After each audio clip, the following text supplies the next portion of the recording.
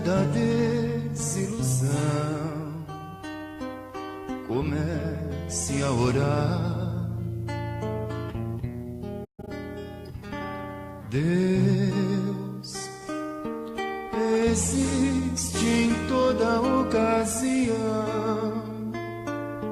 É preciso amar e levantar a mão, rogando o trabalho que enobrece, em ritmo de prece, na graça que nos concede. É preciso vencer a si mesmo, se doando a esmo para alcançar a luz. Esqueça o sofrimento e cure a vida que é nobre enquanto dure. Se vive com Jesus, lá, lá, lá, lá, lá, lá, lá, ué, lá, ué, lá, lá, lá, ué, lá, ué, lá.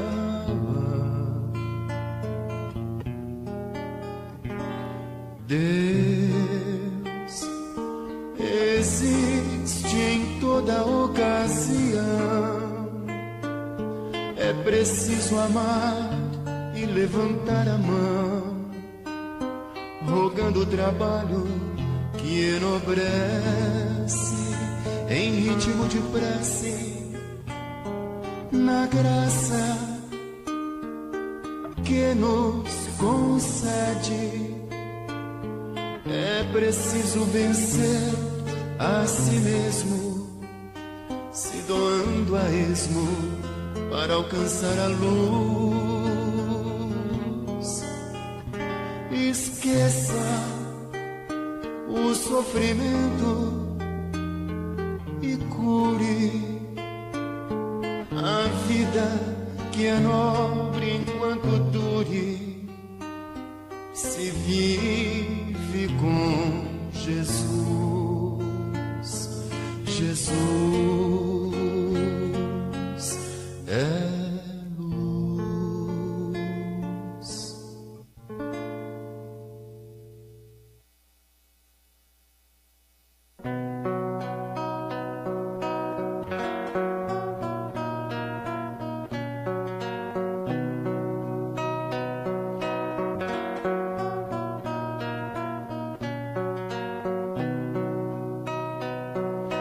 Buscai primeiro o reino de Deus e a sua justiça, e tudo mais vos será acrescentado.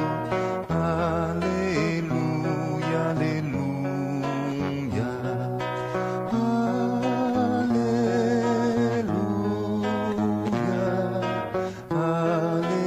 aleluia, aleluia.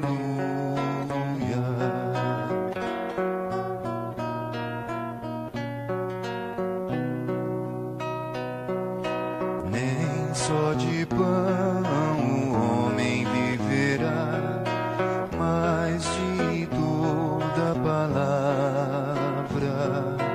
que procede da boca de Deus.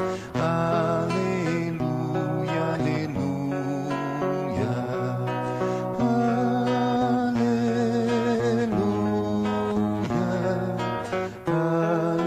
aleluia, aleluia.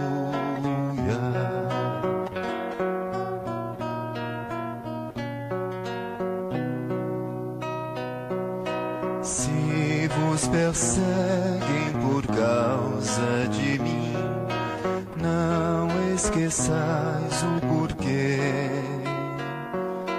Não é o servo maior que o seu Senhor. Aleluia, aleluia,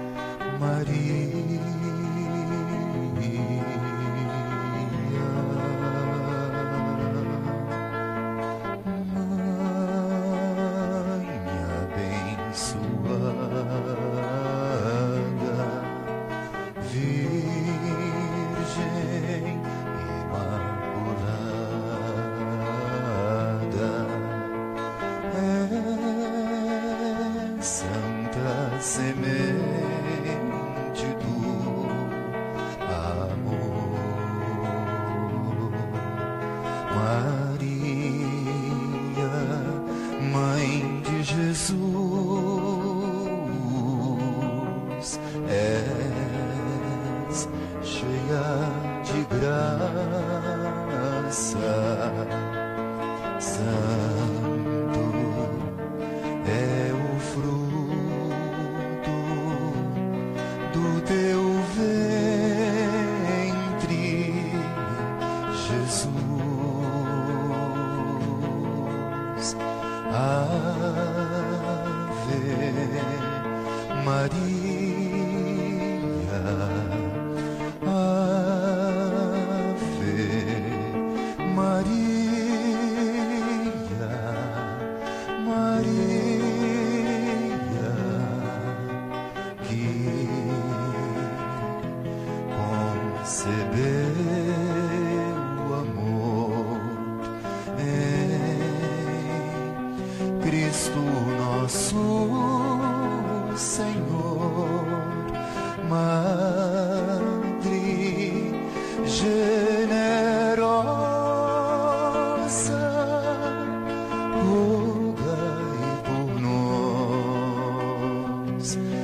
os pecadores, Mãe querida. Amém.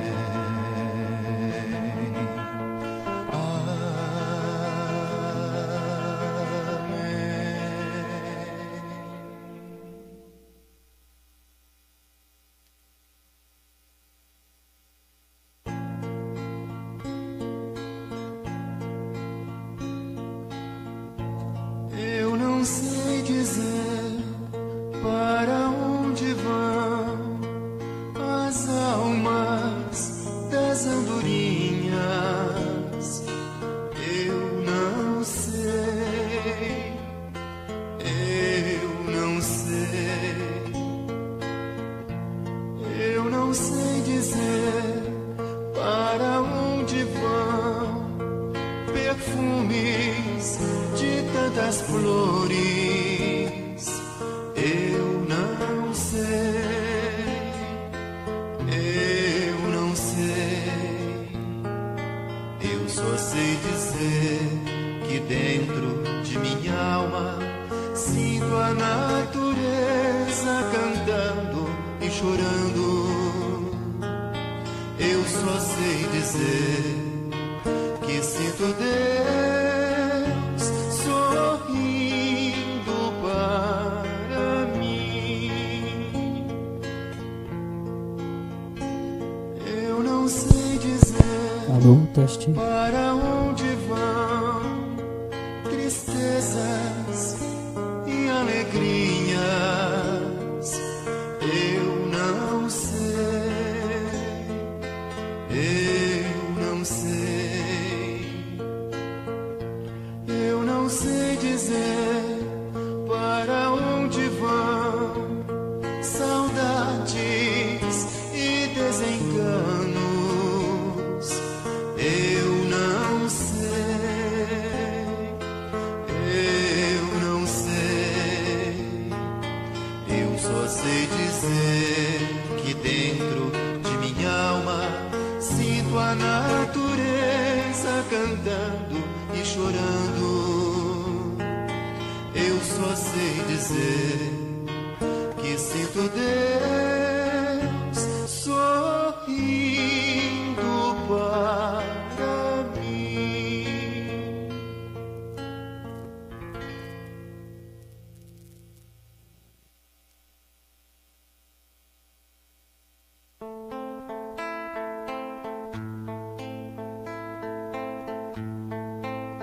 Filosofia não me deu felicidade, explicação não explicou o que eu te fiz.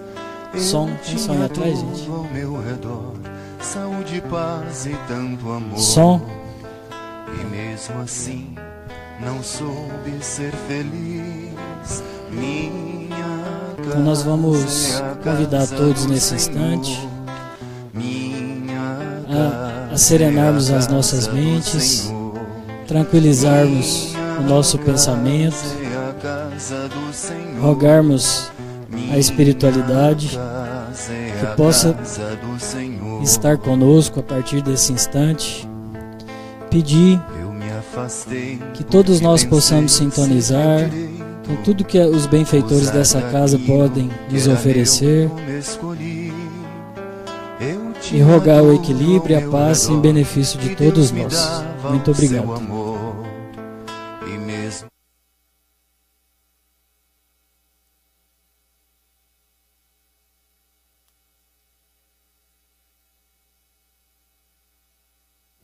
Som, o som, Senhor, som, minha casa é a som. casa do Senhor. Esse mês nós estamos comemorando É a casa a valorização da vida. É o mês de setembro. Que cor que é o mês de setembro? Amarelo. Então nós vamos conversar um pouquinho sobre a vida em si. E para começar, nós vamos convidar todo mundo a responder individualmente ou até em conjunto algumas questões. Essa foto aqui faz parte da natureza de que região? Alguém consegue dizer isso para nós? Japão. Japão. Então ajuda aí, na hora que falar que tá, você me responde aí. Som, som, som, casa é a casa do Senhor. som, Minha som. Melhorou? Deu? Tá bom? Beleza. Então, essa é uma vegetação relacionada a um país do Oriente, que é o Japão, como vocês bem disseram. Então, imagina isso aqui comigo. Imagina que um japonês idoso, honesto, muito bem de situação financeira, milionário, solteirão, então ele não teve filho, não tem a esposa, e ele está com uma doença incurável, tadinho. E ele viu o perfil de alguém de nós, ou de cada um de nós aqui, no Facebook.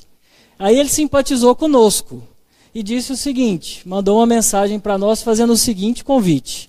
Gostaria de deixar toda a fortuna dele para você, mas com uma condição.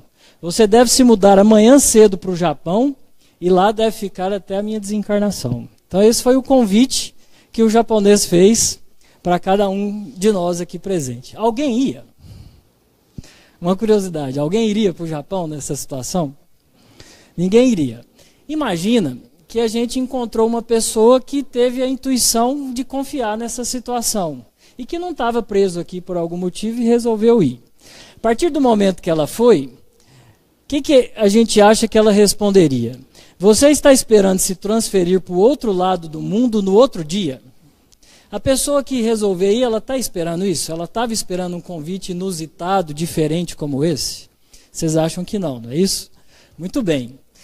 Você ficará com saudade das pessoas daqui?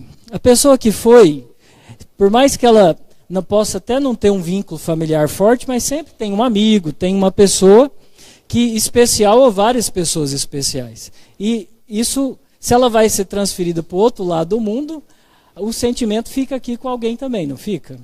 Então a saudade pode ser que aconteça. Você ficaria feliz se pudesse mandar notícias suas para os seus familiares que ficaram aqui? O que vocês acham? Sim, essa pessoa ficaria feliz. Você se sentirá inseguro nos primeiros meses lá no Japão, nesse país desconhecido para você? Sim, né? Interessante. Você ficaria feliz caso, sem que estivesse esperando, encontrasse alguém conhecido seu por lá, por exemplo, um familiar que há muito tempo não via? Isso aqui traria uma certa segurança para essa pessoa que resolveu ir para o Japão no outro dia? Seria algo interessante, não é isso?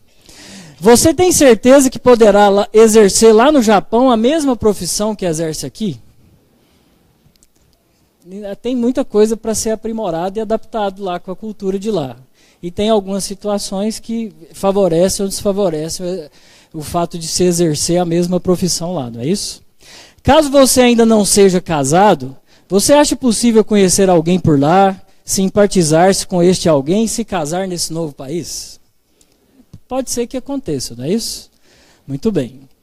pelo fato de haver mudado para o Japão, você estará automaticamente tornando uma pessoa melhor ou pior, ou continuará sendo tendo o mesmo caráter, as mesmas tendências? O fato da gente acordar no outro dia, depois do avião lá no Japão, não vai mudar muito as nossas tendências de individualidade, de personalidade, de caráter, de tendências, não é isso? Muito bem. É possível você se sentir triste ou desejar rever suas condutas ao se recordar de algo menos construtivo feito por aqui até o momento de viajar para o outro lado do mundo? Em algum momento lá no Japão a gente pode fazer alguma revisão, avaliação das nossas condutas e às vezes se entristecer e falar, nossa, eu podia ter feito melhor. Interessante. Você se sentiria feliz caso alguém que tenha muita autoridade te dar uma oportunidade de voltar para cá, para o Brasil, e refazer as coisas menos construtivas que você possa ter feito antes de ir para o Japão? Se alguém muito poderoso falasse assim, olha, agora eu que vou te ajudar a voltar, para você refazer as coisinhas, se tiver alguma coisa que dá para reconstruir, aí você resolve e volta para cá. Ficaria feliz essa pessoa? Muito bem. Se por algum motivo você não estiver bem e decidir se machucar fortemente antes de viajar, o fato de ir para o Japão vai curar as lesões que ficaram em você? Vai ter um milagre lá dentro do avião que vai fazer a gente ficar curado das lesões? Muito bem. Esses machucados vão facilitar ou dificultar a sua adaptação no país desconhecido? O que vocês acham? Vão dificultar, não vão? Muito bem. O que vocês acham que é essa viagem desconhecida, gente? Que simbologia que é? A desencarnação. Então vamos responder essas questões à luz da doutrina, à luz dos ensinamentos da espiritualidade. Porque realmente ela está relacionada à nossa morte biológica. Bom, a gente está esperando transferir para o plano espiritual subitamente? A gente está esperando por esse dia? E pode acontecer? Pode. E a gente para pensar? Não. Não é? E é interessante, não é assim, mas é algo que pode acontecer. Olha o que aconteceu com ele. Ah, pus o vídeo errado. Eu ia mostrar um vídeo aqui de uma pessoa. Vou até mostrar, é fácil de mostrar. Peraí.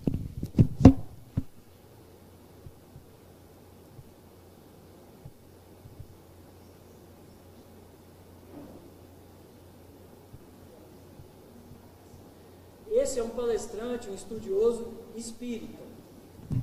Então esse rapaz aqui é um palestrante, um estudioso espírita, que ele estava dando uma entrevista muito feliz falando sobre a desencarnação, que é o termo que a gente usa da libertação do espírito para o mundo espiritual. Esse aqui é quem estava entrevistando ele. Olha que coisa interessante.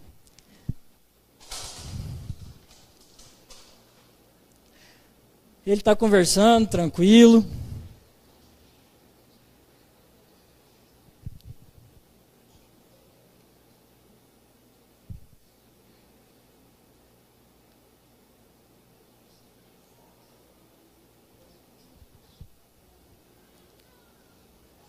Olha a alegria da entrevista.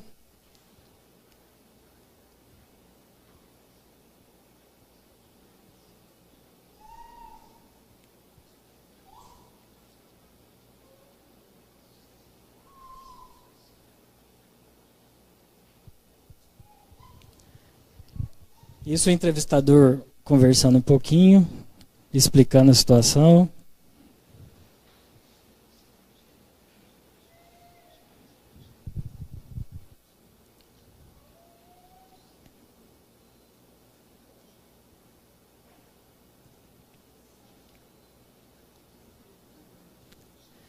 E ele teve uma morte súbita. Falando de desencarnação, numa entrevista da espiritualidade, e brincando com a fé muito interessante, desencarnou sim.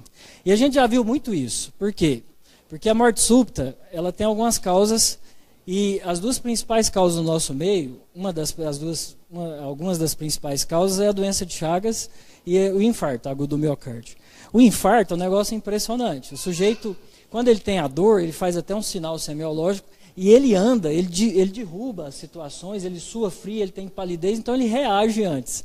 A morte súbita da Chagas é interessante demais. Já vi também um senhorzinho, de pessoas queridas lá de Uberaba, que ele sentou na cama, encostou na parede e desencarnou. É uma morte, assim, a desencarnação é impressionante. É aquele negócio tranquilo, que na hora que vai encontrar a pessoa, ela está praticamente do mesmo jeitinho que ela estava, sem nenhum sinal de sofrimento, de angústia. Esse sujeito estava esperando que ele ia desencarnar assim? Então isso responde bem a primeira pergunta nossa. Será se lá no plano espiritual nós vamos ficar com saudade das pessoas que ficaram aqui? É muita saudade, não é não? Mas a gente já parou para pensar que o pessoal do lado de lá fica com saudade de nós aqui também? Então, olha o que o Chico fala. A saudade é um conjunto de 7 letras que se reuniram sob as leis da vida para aferir, para medir o coração e aprimorá-lo. Ainda assim, aprendamos com a fé que a saudade é quase sempre a flor da separação que desabrocha ao sol da esperança para retornar por amor a nós outros na hora do reencontro. Então, o reencontro é algo muito especial. Agora, para esse reencontro dar de uma forma equilibrada, qual que é o melhor investimento que a gente pode fazer para esse reencontro ser bastante aprimorado, bastante feliz? O que vocês acham? Lá, Preparar. Preparar como, Maurição? Equilíbrio. E o equilíbrio vem através de várias situações. A oração, a prática do bem. Porque se a pessoa que desencarnou ela é bem aprimorada, e for lá para um plano espiritual, se a gente se aprimorar, a gente vai lá junto. Se a gente não conseguir ficar aqui, ela pode vir e dar uma forcinha, dar uma vigiada, dar uma visitada de vez em quando a gente vai ainda ver. Então, quanto mais a gente tentar se equilibrar, como ela diz, mais esse reencontro vai ser feliz. E o Chico fala uma coisa muito interessante, olha. A saudade é uma dor que nos fere nos 2 mundos. Quer um exemplo disso?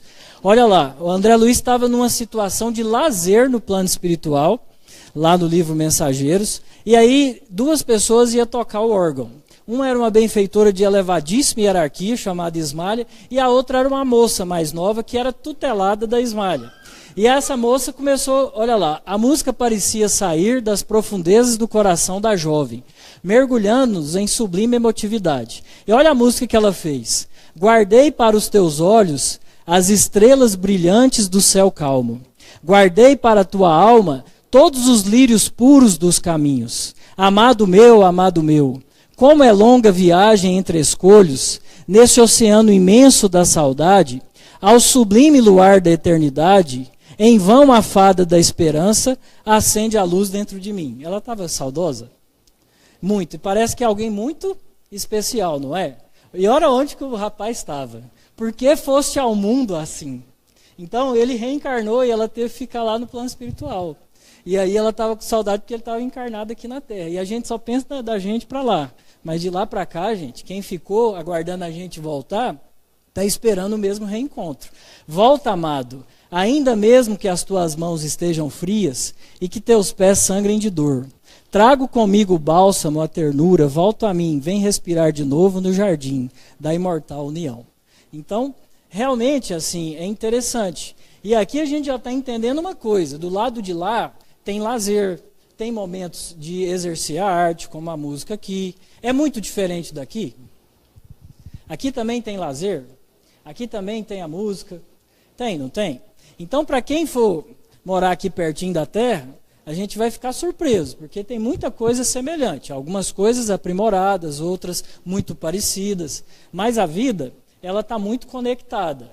E é interessante, né? Porque eu me lembro certa vez numa reunião, que uma benfeitora disse o seguinte, ela falou sobre a saudade o seguinte, ela falou que saudade é alento do amor, daquele que sabe amar, é cheiro que vem da flor, é brisa que vem do mar. Saudade é teste melhor de quem anda em bom caminho, é mostra de que não se está vivendo a vida sozinho. Saudade também são lágrimas que vibram em amor, que pedem a proteção dos sonhos para que não surja o rancor. Saudade de todos nós, entre a sombra e a luz, é preciso que nossa saudade seja sempre de Jesus. De tudo que ele ensinou, de amor, de verdade, de fé e verdade, que o Mestre Divino seja sempre nosso motivo de maior saudade. Então, aonde que o mestre divino está na vida da gente. Porque às vezes a gente separou de alguém querido realmente. Alguém que cala muito forte no coração. E aí o que acontece? O Chico brincava assim, gente, saudade não diminui não. O que diminui é o desespero. A saudade vai diminuir quando a gente abraçar de novo lá no plano espiritual, reencontrar em outras encarnações, aí fica bom. Mas o desespero acalma. E onde Jesus está, é onde a gente pode ser útil. Então a gente direcionar a nossa afetividade, sendo útil uns aos outros, a gente acerena até o dia desse reencontro. É isso que a benfeitora quis dizer. Você ficaria feliz se pudesse mandar notícias suas para os familiares que ficaram por aqui? Então imagina que eu desencarnei. Eu do lado de lá ficaria feliz de poder dar um recado, dar notícia de como eu estou. Então é interessante, como é que isso se dá? Né? Um exemplo muito legal foi a vida do Chico. Depois do pinga-fogo, a mediunidade dele entrou numa outra fase, que era a fase do consolo. E é onde, gente, o Consolador prometido, que é a luz da espiritualidade entre nós, mais harmoniza e ameniza o coração frente às dificuldades. E é interessante demais, porque tanto ele, o Chico era interessante, porque as notícias não eram só relacionadas à psicografia, não. Esse aqui é o Arnaldo Rocha, que foi muito amigo do Chico. E ele foi o esposo da Irma de Castro Rocha, que é a benfeitora no plano espiritual, que chama Meimei. A Meimei, ela é a mesma Blandina do livro Ave Cristo, lá das épocas do cristianismo nascente, e tem uma ligação muito forte com o Chico e com o Emmanuel, de muitos séculos atrás. Olha a hierarquia da Meimei. Meimei tinha acabado de se casar com Arnaldo Rocha na igreja de São José, em Belo Horizonte, quando na porta apareceu um mendigo maltrapilho, sujo, cheirando mal. Aproximou-se dela e pediu: moça, me dá uma esmola. Arnaldo Rocha, o marido, puxou-a delicadamente e disse: mas agora, nós estamos terminando de nos casar. A Meimei, porém, aproximou-se do mendigo e explicou: moço, eu não tenho nada no momento, nem bolsa eu tenho. A única coisa que eu posso lhe dar é um beijo. Dizendo isso, abraçou e beijou o mendigo. Isso é uma coisa que ficou muito na intimidade do Arnaldo Rocha e da Meimei. Quando ele foi lá procurar o Chico, e se deu um reencontro, a Meimei já tinha desencarnado. Aí, eles se encontraram e o Chico chamou o Arnaldo pelo nome, falou: vem cá um pouquinho, encostou na paredinha assim, incorporou a Meimei e começou a dar esse tipo de detalhe e desarmou o Arnaldo. E ele começou a chorar na hora e tal. E aí eles tiveram um trabalho muito grande à luz do tempo, lá no Centro Espírita Meimei, e de onde saíram as obras interessantes como Instrução Psicofônica, e alguns outros livros que chamam muita atenção. A Meimei também é a mesma Blandina do Entre a Terra e o Céu que o André Luiz descreve, que dirige uma instituição relacionada a crianças no plano espiritual. Nós tivemos a oportunidade de trabalhar com o Seu Celso durante 10 anos lá em Uberaba. O Seu Celso era um negócio impressionante também, porque a gente ia para a peregrinação e aí ele não fazia entrevistas assim para psicografia, ele gostava de interagir com a pessoa que buscava mensagem na hora de visitar as famílias da periferia. E aí ele chegava perto da pessoa assim, com aquele jeitinho dele, como quem não queria nada, e falava assim: ô fulano, quem que é a fulana? Aí a pessoa já desarmava, né? Ele falava assim: pois é, tinha um cachorrinho que ela gostava muito e tal, pois é, acho que ela está meio aqui presente, pode ser que ela escreva, viu? E a pessoa já ficava assim impressionada e vinha a mensagem. Uma vez eu vi um negócio impressionante do Seu Celso, que eu estava na mesa do comentário do Evangelho, que chegou um ônibus, depois que o trabalho tinha sido iniciado, e depois que a primeira mensagem tinha sido recebida pela psicografia.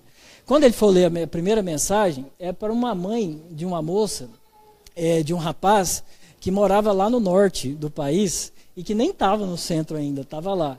E ele falou assim: fulana de tal, mamãe fulana de tal, se eu pegasse o telefone e discasse, e falou o nome do telefone dela lá do norte. Aí pensa assim, na situação que essa senhora ficou. E no final, ele escreveu em Tupi-Guarani, que ela sabia, né, porque só os dois lá. Então, são situações muito bonitas. Mas sempre a gente tem a oportunidade de receber uma mensagem psicográfica, nem sempre.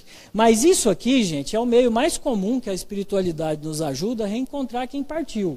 como podemos julgar a liberdade durante um sono? Pelos sonhos. Quando o corpo repousa, tem o espírito mais faculdade do que no estado de vigília. Lembra do passado, algumas vezes pode antever algumas coisas do futuro, adquire maior potencialidade e pode pôr-se em comunicação com os demais espíritos, quer deste mundo, quer do outro. Então, muitas vezes a gente tem aquele sonho real. E aí, quando a gente acaba, a gente pode até não lembrar dos detalhes do encontro. Mas vocês já viram que aquela angústia diminui até e dá aquela injeção de ânimo quando a gente sonha com quem já partiu, e a gente fica animado. E isso é muito legal de acontecer conosco.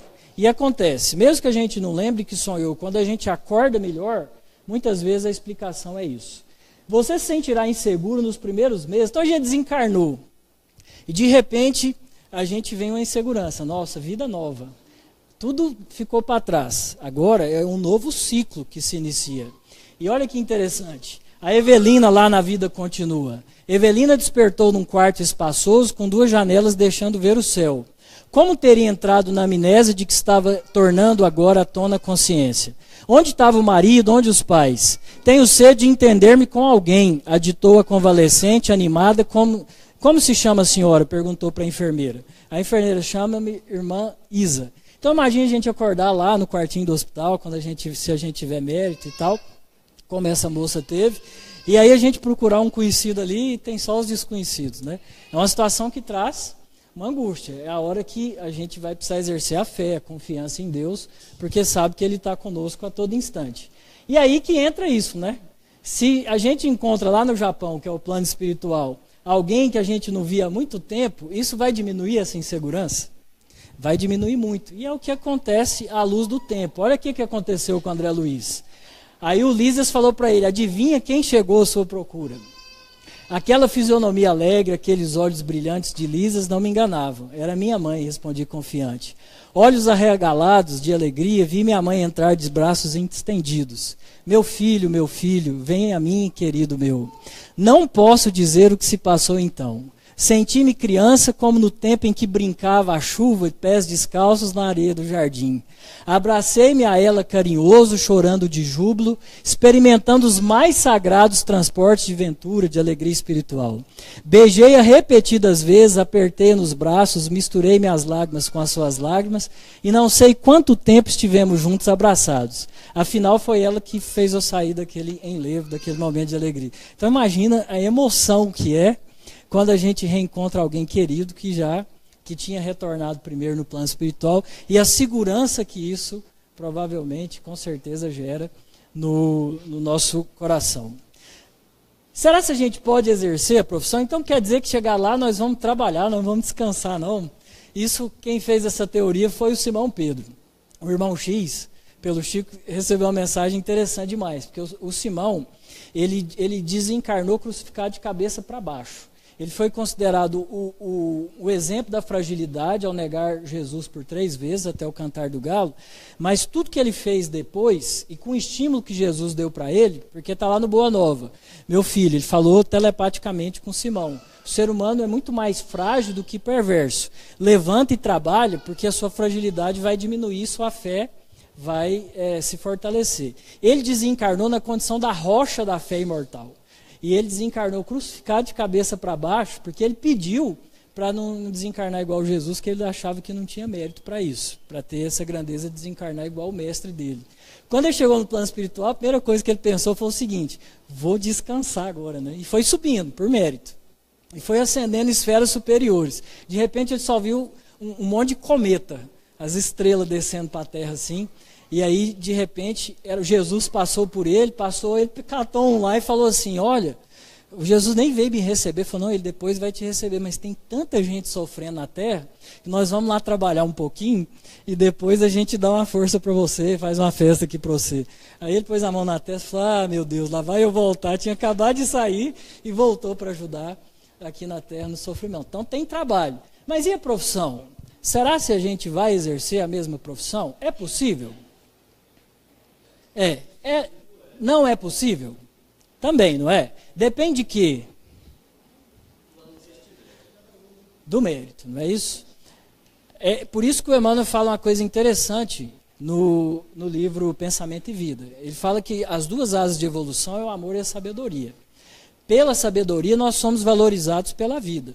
Pelo amor nós nos valorizamos para ela. E é interessante, o uso e a forma com que a gente vivencia uma profissão é que vai garantir, se a gente tiver aquele desejo, disso acontecer de novo depois que a gente capacitar com as nuances e os detalhes do plano espiritual. Esse aqui é o retrato falado que o Valdo Vieira fez do André Luiz e confirmado pelo Chico. Esse aqui é a foto do Carlos Chagas. É interessante demais, né? Então, assim, lá em Uberaba, assim, o pessoal tinha uma convicção forte, assim, com as informações do Chico, que eles tinham uma relação muito grande aqui do Carlos Chagas com o pseudônimo de André Luiz. Mas tudo bem, o André Luiz foi então, independente de quem ele seja, ele foi um maior sanitarista, um dos médicos mais competentes que o Brasil já teve. Chegou no plano espiritual, ele foi médico de imediato. Vocês lembram lá no Nosso Lar? Qual que foi a primeira tarefa que ele fez? Oi? Limpar o chãozinho. Mas, na verdade, ele trabalhou assim, limpando as excretas dos pacientes que chegavam nas câmaras de retificação. Ele pegava assim, os pacientes vomitando, com aquela gosma energética, aquela ectoplasmia menos esclarecida, ele ia lá com o paninho, limpava, fazia carinho e tal e tal. Só depois de muito tempo, e à medida que ele foi harmonizando o sentimento e desenvolvendo um senso de fraternidade, que ele passou a voltar com aquela... E olha que o Lísias diz para ele no livro, né? Olha, eu acredito que você ainda vai ser um dos trabalhadores mais ativos do nosso lar. Mas ele teve que ter um tempo de colocar o pé no chão.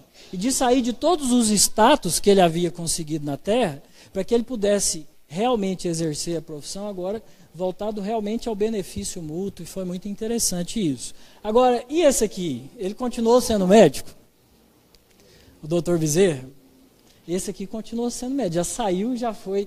A Sheila, ela teve uma encarnação como uma viúva muito rica, antes de ser Sheila, que ajudou a obra social do Vicente de Paula.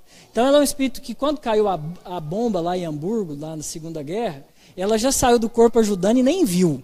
Quando ela estava socorrendo o pessoal, ela se deparou com o próprio corpo, ela olhou e falou assim, meu Deus, desencarnei então, e tal, e continuou com uma desmaterialização muito grande. E é interessante isso, porque eram pessoas voltadas realmente a um grau de desprendimento de si mesmo muito grande e realmente voltada ao benefício do outro, de uma forma que é só ler as obras que retratam a biografia do Dr. Bezerra que a gente entende isso. Caso você ainda não seja casado, é possível a gente simpatizar, namorar, noivar e casar no plano espiritual? O que vocês acham? Sim, não é? Então, olha que interessante. Lá no Nosso Lar mesmo, a mãe do Lísias, falando para o Lísias, vai meu filho, não faça Lacina esperar tanto, a dona Laura. Não estraguem o programa afetivo por nossa causa. Estamos no Bosque das Águas, um dos locais mais prediletos para as excursões dos amantes, que aqui vem tecer as mais lindas promessas de amor. O noivado é muito mais belo na espiritualidade. Fundaremos aqui nossa casinha de felicidade. Aí esse que eu já até contei aqui uma vez, que é muito engraçado, né? Porque a esposa morava no Nosso Lar e ela penou um pouquinho para conseguir até o fim com o marido. Aí quando ela desencarnou, ela falou, ufa, venci, agora eu estou livre. Só que aí a amiga dela chegou e falou, você ficou sabendo que o seu marido desencarnou? Ela falou, meu Deus do céu, se ele chegou, eu tenho medo dele me procurar como mulher aqui, eu não aguento aqui mais não. Aí ela falou assim, não, mas ele te deu muito trabalho, vai ficar lá no umbral, pode ficar tranquilo que ele não chega aqui. Ela falou, graças a Deus. E está lá, no Nosso Lar, a conversa das moças lá e tal. E o casamento? Olha, nossa irmã Isaura casou-se em Campo da Paz. Campo da Paz é uma colônia de socorro mais próxima à terra. E ela casou com um rapaz, e o rapaz já residia no Nosso Lar, então o rapaz trouxe ela para morar no Nosso Lar com ela, numa instância superior. Então tem casamento, né, gente? E olha que interessante, perguntaram para o André Luiz sobre o sexo do lado de lá. O sexo é a manifestação sagrada desse amor universal e divino. Entre os casais mais espiritualizados, o carinho, a confiança, a dedicação e o entendimento mútuos permanecem acima da união física. Então, à medida que o ser ascende, mesmo lá no Ministério da União Divina, no Ministério da Elevação no nosso lar, os órgãos genitais, o uroexcretor, eles já atrofiam. E a forma de permuta energética é diferente. Mas olha lá, e entre nós, os casais muitas vezes menos espiritualizados? Olha o que perguntaram no Anuário Espírita de 64 para o André Luiz pela psicografia do Chico. Espíritos sensuais mantêm atividade de natureza sexual após desencarnação? Aos milhões, reclamando, igual a gente mesmo, educação dos recursos do sentimento e das manifestações afetivas, como acontece nos caminhos da humanidade. O perispírito das entidades espirituais que se localizam na vizinhança da Terra, então conserva o órgão do aparelho sexual humano? Sim, por que não? O órgão sexual é tão digno quanto os olhos, e como não se deve atribuir aos olhos os horrores da guerra, o órgão sexual não pode ser responsável pelo abuso que às vezes a gente vive. Então, o que eu quis dizer, não vai mudar muita gente não, gente. Vai ter muita coisa que a gente vai, às vezes, se impressionar. Pelo fato de ter mudado para o plano espiritual, a gente está automaticamente tornando uma pessoa melhor ou pior. Então, do dia para o outro, eu acordei aqui, eu dormi hoje à noite, eu acordei de manhã cedo, eu renovei por isso, eu mantive as minhas características. Plano espiritual, a mesma coisa, né, gente? Olha o que o André Luiz fala. Não espere a morte para solucionar as questões da vida, nem alegue enfermidade ou velhice para desistir de aprender porque estamos excessivamente distantes do céu. A sepultura não é uma cigana cheia de promessas miraculosas, e sim uma porta mais larga de acesso à nossa própria consciência. Então a gente não vai mudar de um dia para o outro. Bom, é possível que a gente se sinta triste por recordar de algo menos construtivo que a gente fez enquanto a gente estava aqui na Terra? Olha que interessante. Os Espíritos explicam para nós o mecanismo pelo qual a gente acaba sintonizando com uma faixa, uma esfera dimensional. Como é que é isso? Olha lá, por enquanto repousará ele, no momento da desencarnação, na contemplação que lhe descortinará em visão panorâmica do campo interior. É uma revisão de experiência. O André Luiz explicou isso bem para nós, que em experiências de quase morte, ou durante o coma, ou durante a desencarnação, ou até tempos depois da desencarnação, se o espírito tiver uma mente muito intensa, um poder mental muito intenso, a gente em algum momento vai viver esse fenômeno chamado de revisão da experiência. Olha lá, a consciência examina de trás para frente, em retrospecto, de minutos ou longas horas, ao integrar-se definitivamente no corpo que a gente vai viver de lá, na esfera astral próxima à Terra, o corpo astral. Durante o coma ou a cadaverização do veículo físico, todos os acontecimentos da própria vida nos prodígios da memória. A gente vê a vida num filme de trás para frente. Olha como foi lá com o Frederick Figner, que é o irmão Jacó, no Voltei. Vi-me diante de tudo que eu havia sonhado, arquitetado e realizado na vida. Insignificantes ideias, tanto quanto meus atos mínimos, desfilavam precisos ante meus olhos aflitos, como se fossem revelados de súbito, de roldão, por estranho poder, numa câmara ultra rápida e instalada dentro de mim. Transformara-se-me o pensamento num filme a desdobrar-se, com espantosa elasticidade, para seu criador assombrado, que era eu mesmo. Então, isso, olha aqui que o André Luiz, ele então explica de mecanismo. É que a mente, no limiar da recomposição do veículo, que vai usar no plano espiritual, o corpo, revisa automaticamente, de modo rápido, todas as experiências por ela própria vivida.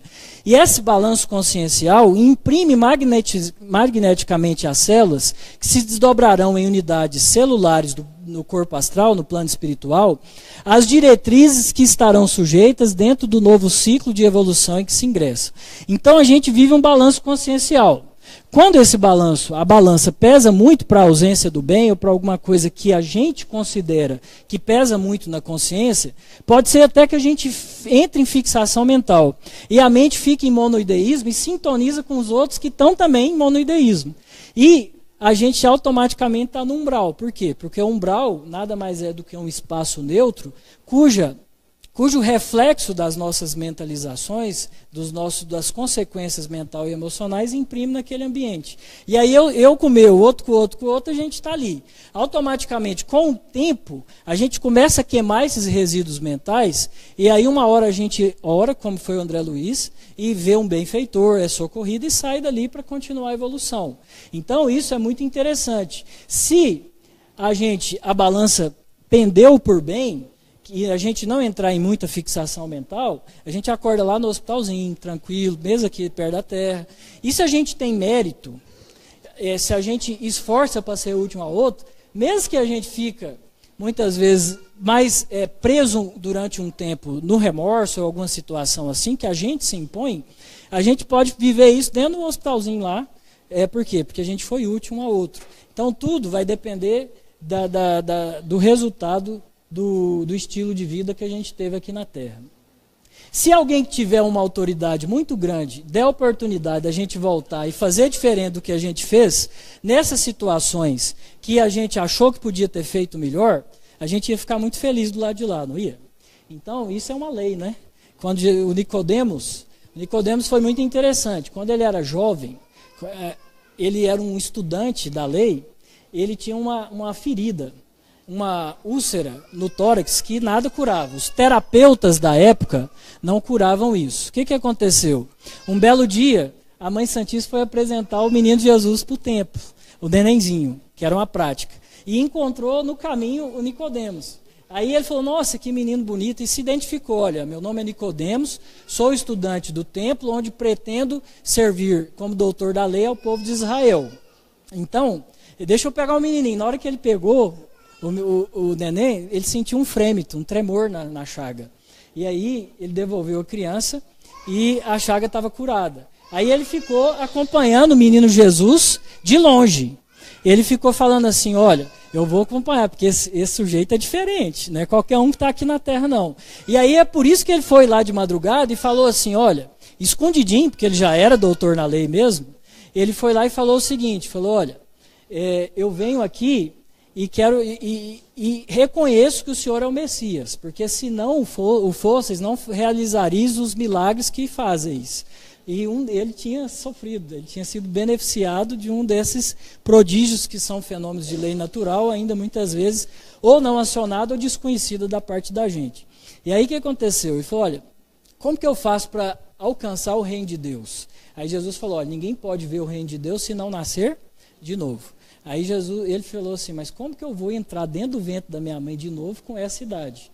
Aí Jesus falou, olha, o que é da carne, o que é do espírito é do espírito, porque o espírito sopra onde quer, ele já vem de antes. Aí ele ficou confuso, aí Jesus falou assim, vem cá, és mestre em Israel e desconheceis essas coisas? Ou seja, um mestre em Israel por quê? Porque tinha algumas filosofias israelitas, como os essênios e algumas outras, que tinham contato com a doutrina hindu, a doutrina egípcia, que já conhecia muito bem de reencarnação. Aí Jesus virou e falou assim, olha, se eu vos deixo confuso, um doutor da lei, quando eu vos falo ainda de coisas que estão vinculadas à terra, imagina se eu falasse de coisas que estão vinculadas aos céus. Não era a hora, porque a maioria de nós na época não estava pronto ainda. Mas isso aqui é lei universal, não tem jeito. Então a gente vai ter essas oportunidades de recomeçar, a bênção do recomeço, ao longo do processo evolutivo. Se por algum motivo a gente se machucar e a gente tentar desistir da vida, esses machucados eles vão desaparecer de imediato, vão dificultar, facilitar a nossa adaptação no plano espiritual, isso varia ao infinito. Mas tem uma coisinha que acontece que é o seguinte, quando a gente parte antes de desencarnar, nós temos um corpo de energia que faz o meio de campo entre o corpo físico e as energias lá da esfera astral, que é o corpo astral. Esse corpo é chamado de duplo etéreo, corpo vital, que é o produto do funcionamento eletroquímico do nosso corpo físico. Ele gera uma aura física onde circula o fluido vital. Esse fluido vital, e quando a gente está em intensa vitalidade na Terra, ele existe firme. À medida que a gente vai envelhecendo e a gente ele vai diminuindo a sua reserva. Quando a gente desencarna por meios naturais, o restinho, se a gente tem mérito, a espiritualidade vem e dissolve a natureza, que é essa energia mais animalizada, mais vitalizada que a gente tem. Quando a gente desencarna em acidente, sem vontade própria, sem responsabilidade própria, a gente tem a mesma cobertura da espiritualidade. Mas quando a gente desiste de viver, essas energias elas ficam durante um tempo junto no corpo astral da gente. E é aí que está a dificuldade que a gente vive nesse sentido do lado de lá. É por conta dessa energia aqui, ó, que a gente vai ter algumas dificuldades no plano espiritual. Então, o que acontece? Muitas vezes a gente ia ficar ali alguns anos nesse sentido. A espiritualidade vem e arruma uma mãe, um pai, pessoas que têm um carinho especial por nós ou que precisa reorganizar, reharmonizar as energias genésicas, por algum motivo dessa vida ou de outro, e o quebra-cabeça se monta e a gente volta. E aí, aquele tônus de energia vital que a gente tinha para viver até os 80, se a gente desencarnou com 60 por meio das próprias mãos, o que vai acontecer? Eu volto, a área que eu lesei para desencarnar, lesando também minha consciência, ela na hora de ser formada de novo na outra encarnação, ela vem defeituosa. E aí tem as enfermidades congênitas. E aquele 20 anos que era para eu ter completado na encarnação normal, eu completo aqui numa enfermidade e muitas vezes termino aquilo ali e ajudo esse processo de reaproximação com a família, uma nova família, vinculado a gente de alguma forma, com certeza, vai ajudar tanto quem recebeu, quanto o espírito que está partindo mais harmonizado para continuar a sua prova. E aí, quando chega em geral, quando chega na mesma idade, numa outra vida que eu já estou bem fisicamente, geralmente provas do mesmo gênero acontecem de novo para a gente se superar. Mas não existe nenhuma preparação maior na Terra do que para suicida ao longo do tempo, né, para quem desiste de viver. Por que isso acontece? Então, só mostrando aqui, vamos pensar nas crianças. Muitas vezes, o Chico lá no Pinga Fogo, temos encontrado os nossos irmãos que desistiram de viver. Tiro contra o coração, que na outra encarnação vem com a cardiopatia congênita, uma tetralogia de Fallot. Um enforcamento que a gente às vezes renasce com a paraplegia infantil.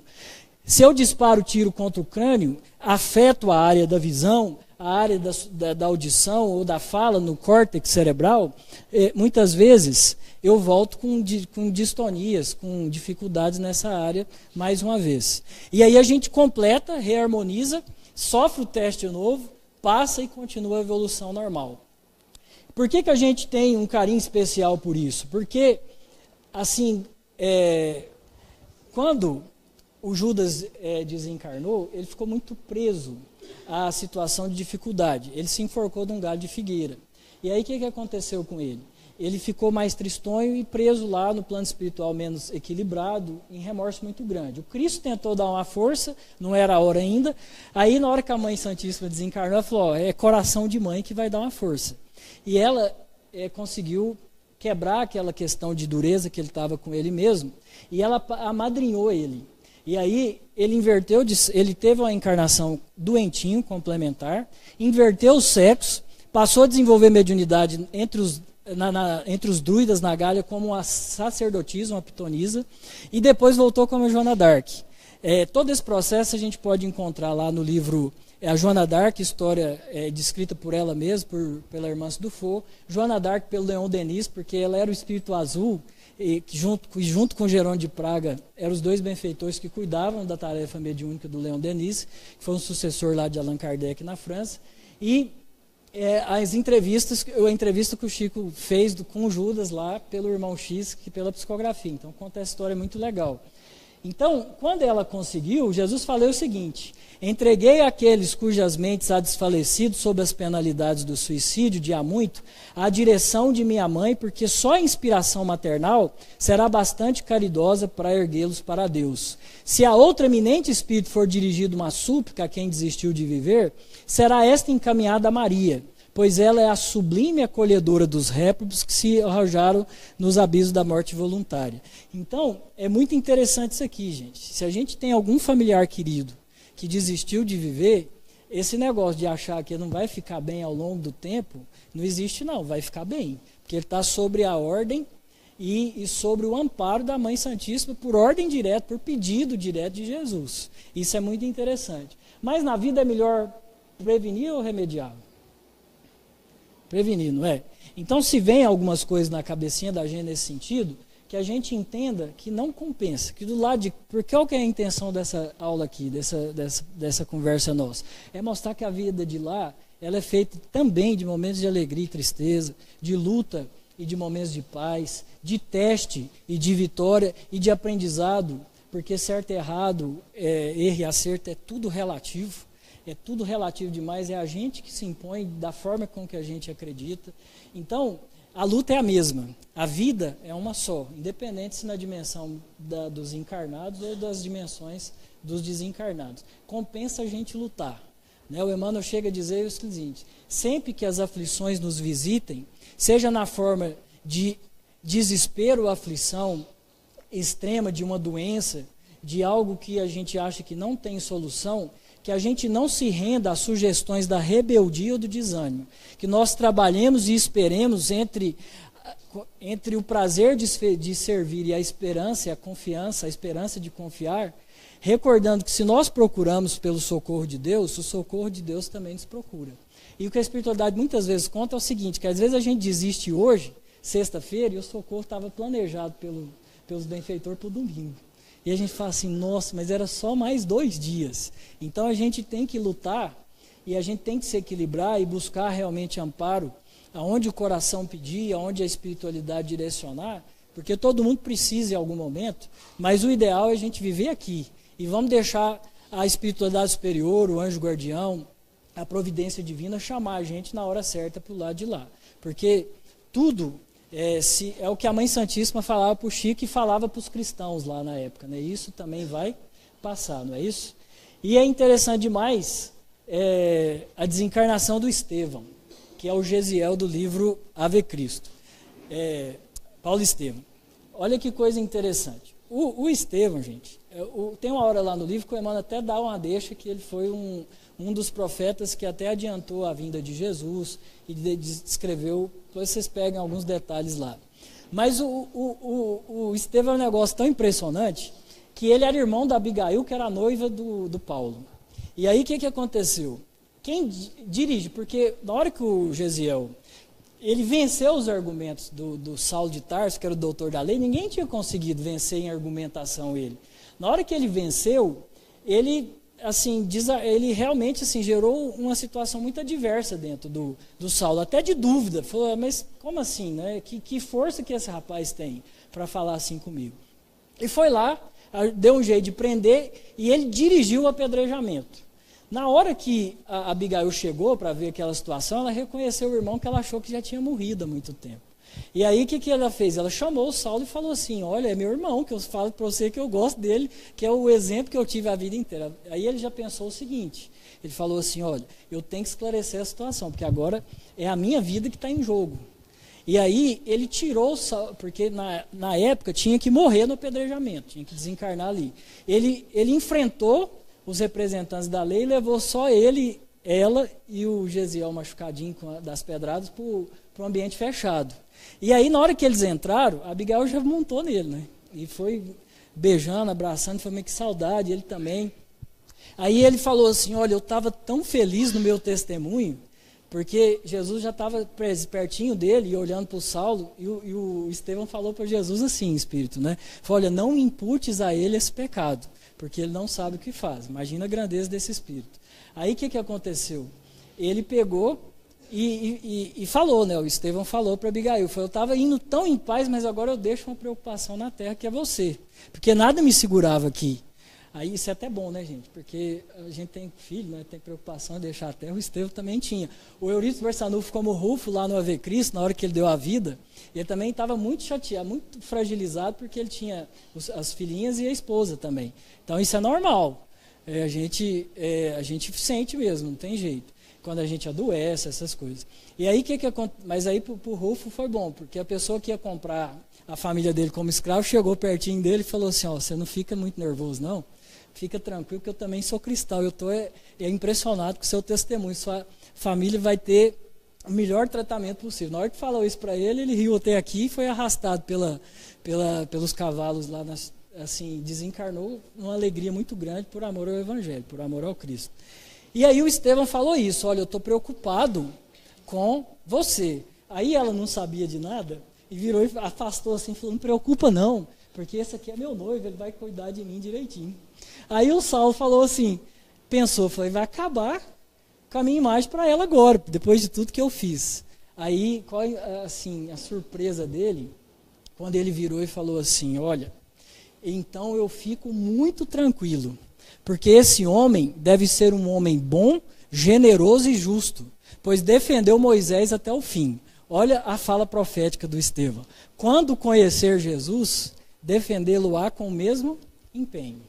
E aí foi dito e feito. E aí o Saulo falou assim, meu Deus do céu, né?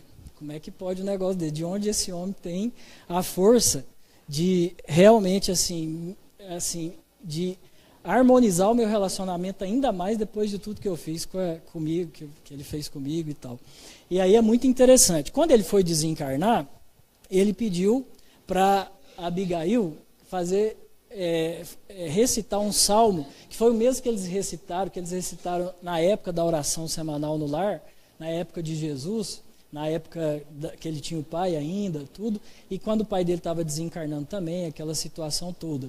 Fala o seguinte, ele fala assim, nesse salmo, que o Emmanuel gosta muito desse salmo.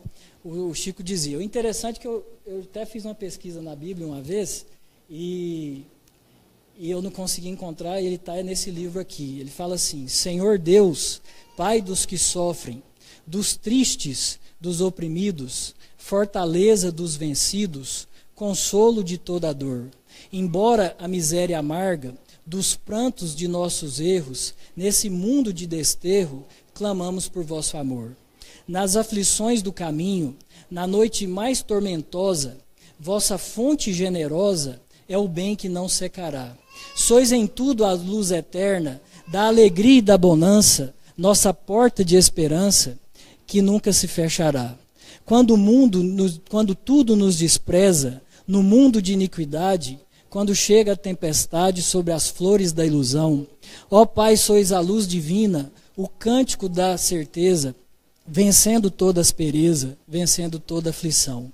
No dia de nossa morte, no abandono ou no tormento, trazei-nos o esquecimento da sombra, da dor e do mal, que nos últimos instantes sintamos a luz da vida, renovada e redimida, na paz ditosa e imortal. E é isso mesmo, né, gente? Assim, porque compensa a gente investir na vida, porque a gente não vai fugir da vida. Por isso que o tema dessa nossa conversa foi a frase do Cristo, porque Deus não é Deus de mortos, mas sim de vivos. Independente se aqui, se no plano espiritual, nós vamos estar vivos, né? E aqui é uma oportunidade ímpar, uma oportunidade abençoada de desenvolver muita coisa que a gente deve muito agradecer a Deus pela oportunidade que a gente tem nesse fim de ciclo evolutivo que nós estamos vivendo, nesse momento de evolução terrena. Então a gente pede à espiritualidade que continue nos fortalecendo, nos amparando e nos abençoando a todos. Eu gostaria de convidar a todos nesse instante para assumir uma postura mais ereta na cadeira, para dar espaço para os nossos irmãos passar no momento do passe, que a gente possa apreciar a figura de nosso Mestre Jesus, que a gente possa tentar desvincular das preocupações, que a gente possa fazer o nosso exercício da respiração, que a gente possa mentalizar a figura do Cristo, ou uma paisagem que traga alegria, que traga serenidade, que a gente possa predispor a nossa mente e a nossa aura a receber as correntes dos benfeitores que irão nos envolver nesse instante, e a gente pede à espiritualidade que as vibrações da música também possam ajudar nesse sentido.